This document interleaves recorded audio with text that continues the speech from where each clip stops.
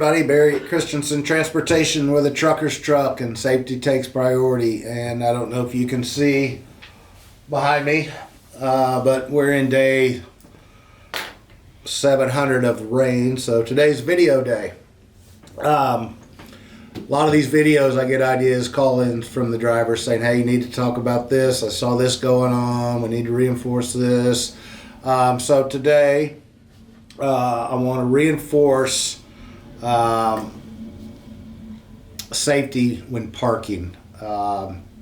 Do not park on the shoulder of the highway.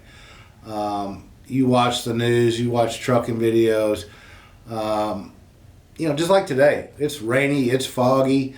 If we've got a semi-truck and trailer parked on the side of the road in adverse conditions, somebody might pull over there to get off the highway, and if we're sitting there where we're not supposed to be, we're in trouble and somebody's going to get hurt. So do not park on the shoulder. If you're broke down, put your triangles out, put your flashers on. We're going to get a record and we're going to get you out of there so nothing happens. But do not, I call it poor pre-trip, and you drive to your end of your day, your logs are over, you can't find a spot to park now because you didn't plan, and you park on the shoulder. We don't do that. That's a no-no.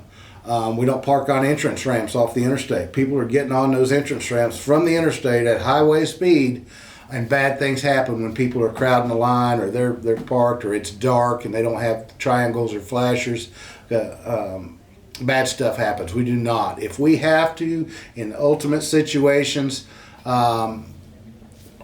we pull over as short a period of time as we can on the on-ramp, because they're getting on there at 25, 30 miles an hour by the time they're passing our equipment.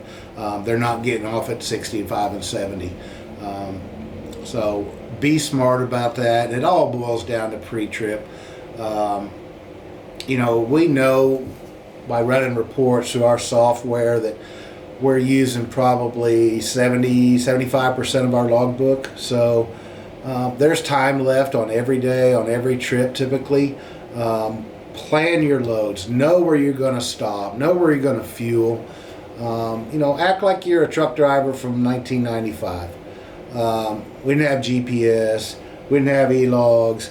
We didn't have fuel routing programs. We got out the book and we said, okay, I got this many miles to go. I got this many hours. I'm going to go from, Springfield to Kansas City. I'm going to buy 150 gallons of fuel, and I'm going to drive to Rockford, Illinois, and I'm going to stop and still have 2 hours on my clock. That way, if something happens, I have a flat tire, I run into traffic or weather, or any other type of delay, I've still got some time in the end. I'm not at the end of my time, and now I'm either over my hours, or I'm trying to figure out how to use PC when it's not really PC, or adverse conditions, because we've got too much technology for that these days. So plan your trips, be smart about it. Don't just drive blindly off into the middle of nowhere and say, well, I'm out of time, I'll pull over here and stop.